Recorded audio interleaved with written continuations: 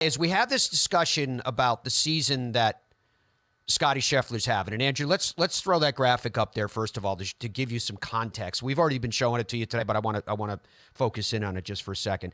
And from there, we're going to do some comparisons. Andrew and Dom put together a lot of information for your consumption here, folks, so that we can do this. Scottie Scheffler in 2024, in 17 events, he has 7 victories, including the 2024 Masters, the 2024 Players, which he defended, and the 2024 Olympic gold medalist. 15 worldwide top 10s. He is ranked number 1 on the official world golf rankings. His scoring average is 67.87. His adjusted scoring average, 68.33. He is plus 0.6 shots better than second, which is at this level, that says something. And that is absolutely, that is absolutely remarkable. So, Dom, take us through the graphics that you guys put together, and then we'll circle back around to where you want to start so that we all have an understanding of what we're comparing this to, and then how we transition this into the modern game discussion and comparison. Yeah, this is extremely complicated, Matt, contextually and otherwise. When you're talking about the best season in the history of golf, that's a wide-ranging, complicated discussion over decades and decades of professional golf. So I kind of want to break this into 2 parts. First of all, the reason I've been thinking about this is because there are only 3 events left in the season. Scottie's going to play in the first 2 playoff events, and he will play in the Tour Championship. And the odds are, statistically, 90+% chance he will start the Tour Championship in the first position. And remember, with the way they structure things now, it is a handicap system. So he will start. He will have a head start. He'll be 10 under par when he starts the Tour Championship. If he holds the top and he's already spot, beating the average person by a half a shot per round. And quite clearly, he's on a tear. So the odds are, they really are, that he will win the FedEx Cup and he will likely win the Tour Championship. I'm not saying it's a guarantee, but I just think, okay, let's just assume that happens. That's going to give him 8 wins, assuming he doesn't win the other 2 playoff events, and the FedEx Cup Championship, paired with the Masters of Players and a gold medal. And that made me think, is there anything better than that? And so I did a lot of digging. Obviously, you have Tiger in 2000 and the historic season that he had. I separated Tiger, Matt, into his own graphic. Andrew, go ahead and bring it in for the folks. Tiger has his own section. These are Tiger's great seasons because he had so many of them. You can see in 2000, his historic season, he had a WGC that year. He also won the 3 majors. And he also had 8 wins twice. In 99 and 06, you can see the corresponding wins there. 99, he had a major, a Tour Championship, and 2 WGCs. In 06, he had 2 majors and 2 WGCs. And then you see there his collective wins, 7 wins, 6 wins twice, 5 wins 4 times. What? That's crazy. So that's Tiger, his own category. I also have, Andrew, go ahead and bring it in. I'm trying to go fast here because there's a lot of stuff. And then I'll let Matt sort of fill in the blanks here. These are the best seasons, not including Tiger. You can see there in the 40s and 50s, you had a lot of double-digit wins. Byron Nelson's historic season in 45, he won 11 straight times as part of those 18 wins. Hogan won double-digit wins twice. Hold on one second. Let's pause in this for a second. I know you want to race through this, but I want to make sure we give proper background. When Byron Nelson won 18 times in 1945 in one major, the one major he won was the only major contested in 1945, the PGA Championship. So in fairness to him, when you look at that and go like, geez, incredible season, And then the 11 straight and 18 overall, there is a myth that exists in and around the world of golf that he was playing against depleted fields, namely that didn't include Snead and Hogan because they were off serving in the war. He was directly competing against Snead often and Hogan through the vast majority of that season. As early as early February, he was right up against Sam Snead. So that needs to be rectified. Nelson was not sent off to the war, as one of the veterans told us from back in that day. They said that he was a bleeder So that's the reason why he was not taken in the war effort, and he was there to play golf, etc. Not that he didn't work towards the war effort on his own accord. He did. It's just that he couldn't serve because of his medical condition. But I just want to make sure I mention that, because people look at 18 wins that season, and it's amazing when you look at those wins. Even as an example, when you're talking about Sam Snead and Ben Hogan, he beat those two guys in particular multiple times that season. Now, in fairness, Snead also got him that season at some different events, but he beat them both multiple times, and he was beating fields, including Jimmy Demaret, who's a multiple-time major champion. He was beating these guys by 5, 6, 8, 10, 11, 14 strokes. What he was doing was simply incredible, and it's a season that I don't think actually gets enough credit. Ben Hogan in 1946, when he won those 13 times, it included a major, and Dom listed the Western Open because in those days, the Western Open was held of a similar esteem. 11 wins by Snead in 1950, including again the Western and the LA Opens, which was highly regarded as well. 10 wins again by Hogan in 1948, including 2 majors, the Western and the LA Open. 9 wins by Vijay in 2004, including a major championship. 9 wins by Paul Runyon, Little Poison, in 1933. Didn't win any majors to go along with it. 8 wins by Horton Smith in 1929. Remember, he broke through soon after in the Masters and others. 0 majors that year. 8 wins by Gene Sarazen in 1930. He did win, again, the prestige of the Western Open back in those days. 8 wins by Snead in 38. 0 major because of what he did on the final hole at the U.S. Open. That's something that wouldn't happen in the modern day because it was just a communication error. 8 wins by Nelson again in 1944. No majors on that one. 8 wins by Arnold Palmer in 1960. It did include 2 majors. That's why that year is looked upon as one of the great years in the game, because by then you were talking about transitioning to the so-called more modern game. There's a variety of different reasons we can go down that road. 8 wins by Palmer in 1962, including 2 major championships. 8 wins by Johnny Miller in 1974. He did not, however, in that year win any majors. The only one that I want to mention for this discussion is 1953, Ben Hogan. Ben Hogan had the Triple Crown. Remember, Ben Hogan won 3 of the 4 majors that year, and the only reason why Ben didn't compete for the Grand Slam, although it didn't quite have the same framing yet, that was really Bob Drum and Arnold Palmer in 1960. He didn't compete in the PGA Championship, believe it or not, because this goes to the conversation we were having the other day about where the Open sat relative to the other majors. They conflicted. So when he won at Carnoustie in his one and only appearance at the Open, qualified for it and won, when he won there, he couldn't compete in the PGA because of the way that the two conflicted. Now, that was Hogan post-car accident. So he only had, I say only, but he had 5 wins in that season. 3 of them were majors. So I think that has to be taken into consideration as one of the greatest seasons in the history of the sport because of the fact that he won 3 majors in that year. So, Dom, go ahead. Take us where you want to now. So with everything that you're sort of breaking down there about the seasons that took place in the 40s and 50s and in some cases 60s, contextually it's hard to wrap our head around that, right? At least it is for me. It's very hard for me to comprehend the depth of field back then, comprehend the difference in equipment between 1997 and 1947. Medicine, it was just fitness, so different. Yeah. Correct. So I'm not by any stretch saying that anything that took place, say, before 1970 shouldn't be considered. I just think if we considered the entirety of all this, like in the 40s and so on, this conversation could last for hours and be complicated and confusing, and you'd be comparing equipment and eras. It'd just be complicated.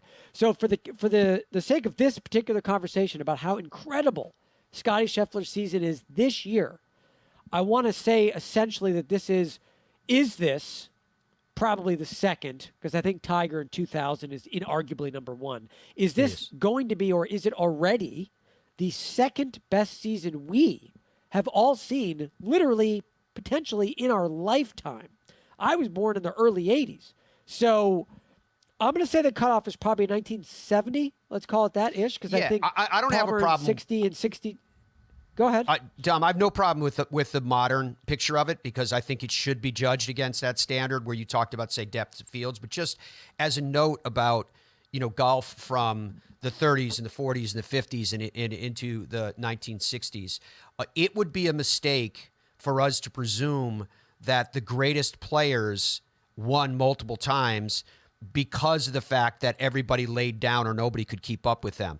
The players at the top of those fields, I always liken it to a bar fight where there was not the same depth. I right away would admit to that. But there was not the same depth while there was at the top tier players that could win in any week. And I think when you look at great players like Sam Snead and Byron Nelson, and remember, Byron Nelson retired after he had that incredible run because it was affecting him so badly. He was in a tremendous amount of pain, didn't even think he could finish the season, and yet he did what he did. So the fields at the top of the leaderboard had many players that were capable of winning any week. They were up against their equipment wasn't as good. Their golf balls were not as good. The agronomy was not as good. The fitness and nutrition and physio, all of it was not as good. When Hogan was in charge of the PGA Tour, he was upset when they extended the exemptions to 15. So it was an era when you very much ate what you killed. And as we heard from back in the day, a lot of these old timers that we've had the honor to interview over the years about golf in the 40s and the 50s, sadly, most of them have moved on now. They would tell us that they could actually make more money outside of the tour than inside of the tour. It was easier to make money when you weren't playing against this collection of the very, very best who were absolutely lethal because they had to be. Remember the story about Ben Hogan when he and his wife Valerie and the car broke down and they came upon an orange tree and they stripped it of all of its oranges because they needed food. So that I just want to mention that before we move on. It is a different era, but it is easier to compare than people think it is, because when you're talking about victory, you're still talking about victory, and none of them came easy, regardless of when it was played. Remember, Bobby Jones used to lose significant weight during the course of a tournament because of the way that the nerves affected him. It's the reason why he retired before he was 30 years old after winning his Grand Slam in 1930. So with all that, take us down the road of where you want to go with this modern comparison so we can have this discussion. Sure. So considering the modern era, it actually shrinks this discussion a lot more than you would think. Andrew, go not to that one. Go to the other one with a list of all the all-time wins.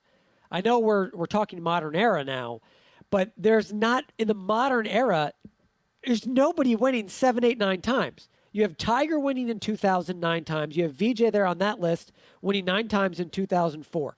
Tom Watson won 7 times, including a major in 1980. That's what Scottie has right now, except he has a Players and a gold medal to go with it, and potentially a FedEx Cup. The only other two, there's another thing I built out. Andrew, go to the comparison for the modern era now, officially. So when you look at Tiger in 2000, Matt, you see there on the column on the left, Vijay Singh's season in 2004, and Scottie Scheffler's current season still ongoing. Again, there are 3 more events that he's going to be playing in. One of them will be for the FedEx Cup Championship, which, again, I think all likelihood is looking, because they've handicapped it now, he'll likely win that. There are only, before I let you comment, Matt, on all of this, there's only 2 more names I want to mention. Again, in the modern era, there's not a lot of players winning a lot of events, since, call it 1970. There are 2 that I'd like to mention. In the 17-18 season, Justin Thomas collected his first major championship and the FedEx Cup title. He also won 5 times. Very impressive season. In my opinion, doesn't even make it on this list. The only other season I think worth talking about, which is not on this list, which I think will matter a lot to you, Matt, because of the multi-major thing. In 2015, Jordan Spieth's season, incredible season. He won 2 majors, almost won another 2. He won 5 times total, and he also won the FedEx Cup Championship. So that is not on this list, but because he only had 5 wins, but again, 2 were majors, and he had a FedEx Cup title. I think that's definitely in the conversation. Now, I'll lay out completely for you, Matt. I think we have to assume, fairly, Tiger's season in 2000 is number 1 all time. It is. In the modern era. It is. The modern era. Unquestionably. Here's the thing that's interesting to me, Matt, which is why I want to have this discussion. I think we might be seeing right now in this moment the second best season in the last 50 years in the history of golf. And that's incredible to me that that's happening in front of our eyes. Yeah, which I think that's why I like that you and Andrew did what you did in this, because I think it's important to make sure sometimes history happens right before your nose.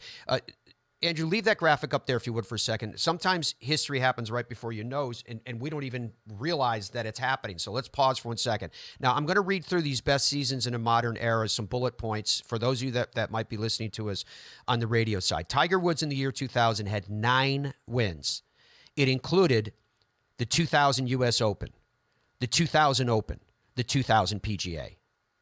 In 20 starts, he had 17 top 10s. Vijay Singh in 2004. 9 wins, same as Tiger just had in 2000. It included the 2004 PGA. In 29 starts, he had 18 top 10s. Scottie Scheffler in 2024. He's played 17 events. He's won 7 times. It includes the Masters, the Players, and an Olympic gold medal. He's had 15 worldwide top 10s. So the comparison between these three, general comments. First of all, I'm going to go to the middle and say that when you talk about Vijay Singh in 2004, because that entire era was so overshadowed, and I don't mean that in a negative way, just in reality, by Tiger Woods and what Tiger was doing. Because remember, in 2001, he ended up winning the Tiger Slam, which I've mentioned to you guys in this show multiple times. To have all 4 major titles on your mantle at the same time, having won them consecutively, somehow people try to diminish that because they say, well, it didn't all happen in the same season. It happened 4 consecutive times.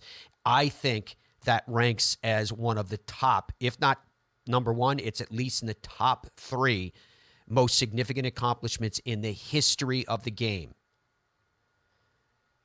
So Vijay Singh in 2004, who do you think Vijay was going directly up against? It was Tiger Woods. Vijay wins 9 times, wins another major championship. It was, because I remember those days when they were battling it out. It was, I think, we have these flashes of golden eras in the game.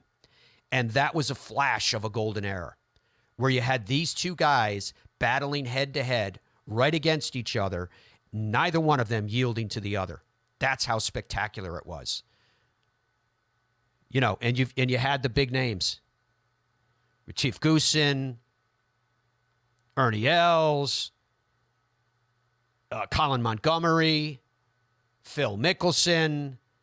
Again, at the top, they had depth, but at the top, you had guys that had tremendous capabilities. And there's more. I just didn't get time to go through them all. So that's how incredible that was.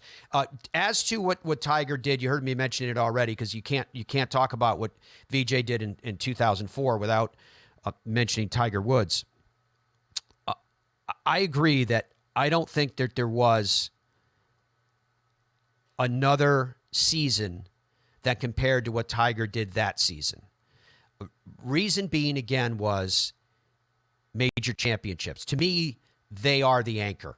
They are the primary judge against all else has to be held as a standard. Now, you could talk about that 1953 season by Ben Hogan, and yes, through no fault of Ben Hogan, he couldn't compete in as many events. So he couldn't etch as many wins as Tiger had that season. So Tiger wins just by the weight of those 9 wins in 3 majors alone, for better or for worse. But Dom doesn't want me to compare it to that, and I respect that. So in the modern era, there's nothing else that touches what Tiger did then in 2000. So let's fast forward that to where we stand with Scottie Scheffler.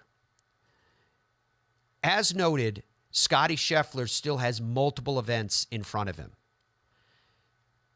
Scottie, and I thought it was really cool when he was so emotional getting his gold medal, the playing of his national anthem, and I thought to myself, does this change your perception of Scottie Scheffler? In a strange sort of way, I think when Scottie got arrested at the PGA and came back, competed, and played well, when that happened to Scottie, I thought in some kind of warped way, and again, I don't mean that to be negative, I just mean it to be reality, I think it made Scottie more popular. It made him more human. It made him more within reach. Because Scottie was a guy that just his personality is such that he's not flamboyant. He's not out there doing a million commercials, and you're not getting to know him as a different type of guy than who he is between the ropes. That's his personality, right? He's a very religious guy. He feels like what he's doing is for a higher purpose, which I always think is a really interesting mentality for an athlete. Does that effectively take pressure off your shoulders when you feel like what you're doing is either destined to be or not destined to be, but you still have to perform? And that's what Scottie Scheffler does. And I think because Scottie Scheffler's swing is so unique and so his own, the way he's got the dancing feet, that people watch that and they can compare that to classic swings past or present. And for some reason, somehow, the combination of all these things that I just talked about, people look at Scottie Scheffler and go, is he really that good? Is he really that much above the best of the best in the depth of fields that we have in the game of golf today? Even though the game has divisions between different tours, etc., now we're talking about major championships. Now we're talking about Olympics where plenty of the best were represented. And he goes out and he shoots a 62. A 62 to complete his victory. And his ball striking was so consummate, even like at 18 when he got himself in trouble off the tee shot, to be able to execute the shot that he did into that difficult, water-protected 18th green. So, yeah, bottom line, what we're seeing from Scottie Scheffler right now is special. Very, very special. Whether we will count this season as amongst the best all time, we still have a little bit more time to take that into consideration. And I'm giving this a spectrum of view of outside of even just the modern era. I'm talking now, we are getting on the threshold of all-time great seasons. He's already well inside the top 10 by that regard. Will he be inside the top 5, maybe the top 3, maybe the top 2 by the time it all wraps up? Right before our eyes, something that we can see and something that we can enjoy.